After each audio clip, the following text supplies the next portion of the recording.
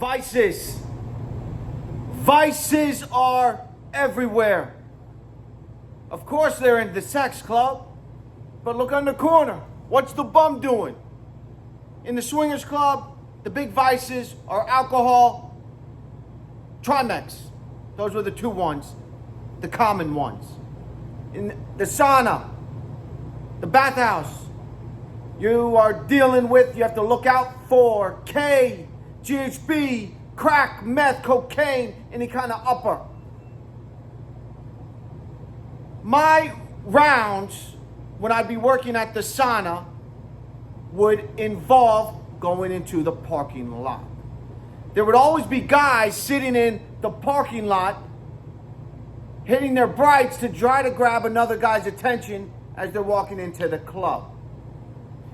They had a fantasy of doing it in public rather than pay a few bucks to get into the club. Very stupid, but it was very common. I don't get it, I don't understand it. It bothered the hell out of me, to be honest with you. Every 45 minutes I would check the parking lot, and there would always be 2, 3, sometimes more cars just sitting there. If they saw me coming, they're gone, they're taking off right away. If they didn't see me coming, I got close enough to knock on the windshield and say, get the hell out of here. They'd be holding their penis in one hand and their phone in the other, either waiting for a response or waiting for someone to try to be walking into the club. On this particular night, I was doing my rounds.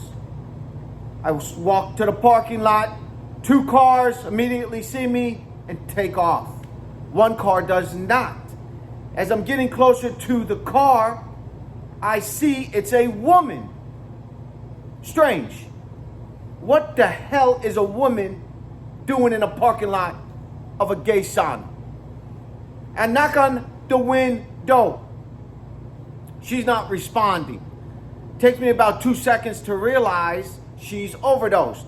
There was a needle I see on the passenger's seat. Instead of knocking, now I'm banging on the windshield and window. I go to open up the driver's side door. It is locked. Most likely all the rest of the car is locked too, but I check them. Go around. As I'm checking the doors, I'm banging. I go back to her window, the driver's side window, and I'm bang. I can't believe it didn't crack. She's not waking up, she's out. I go to the trunk of the car. I stand on the trunk and I'm shaking it. I'm bouncing on the trunk. The car is shaking. Nothing. Jump off the car, jump on the hood, on the windshield, again, rattling the car with my weight. Nothing.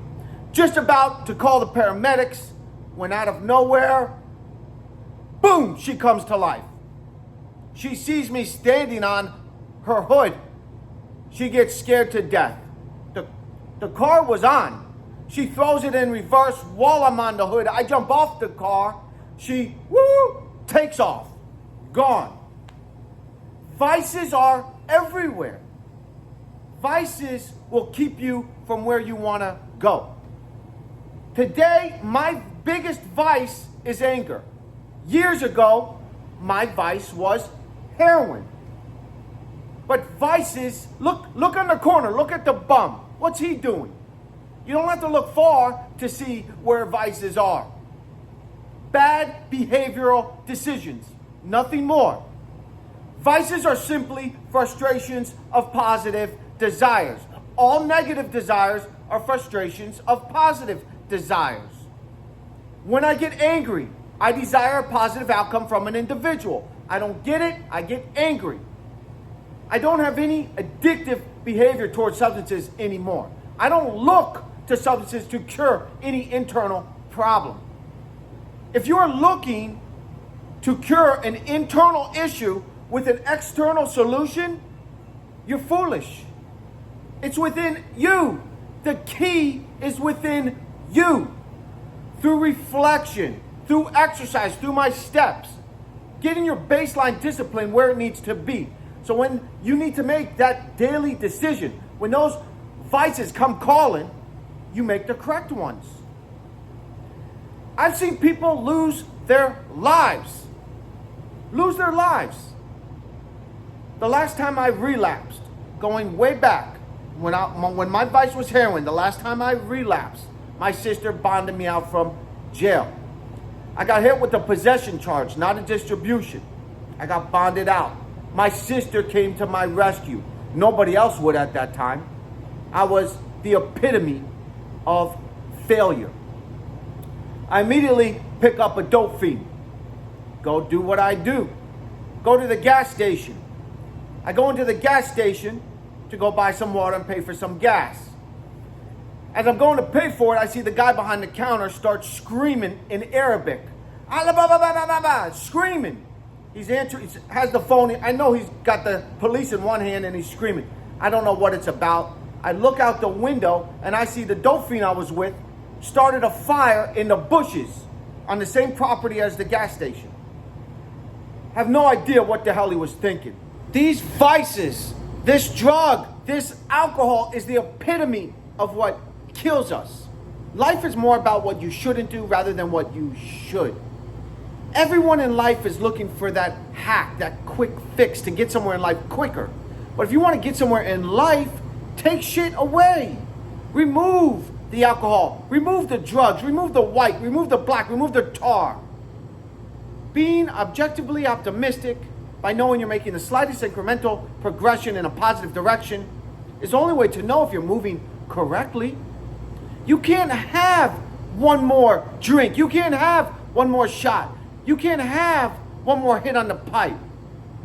You need to straighten it out from within. Standing back, having a witness in your mind, knowing that that behavior is so detrimental to your progress, to your ultimate potential, you're destroying yourself with it. The Stoics say, the only time you willingly give up your life and lose is when you break character. It's so true. What battles are you going through? What's holding you back from your progression on your day-to-day life? Everyone can change from anywhere they're at. Look how far I've come. Right now, while shooting this video, I snapped on a loved one because I was busy. Should have taken a second, but I snapped. You have to learn these things. It's not going to happen overnight. Incremental principle progression, understanding these things, understanding your weaknesses, your triggers, your vices, keeping them as your main focus, keeping a fail-safe to detour you from your behavior. We are a community on growth. Next time a loved one calls, take a second, tell them you call them back, you love them. You know I love you guys. You know, I know. Let's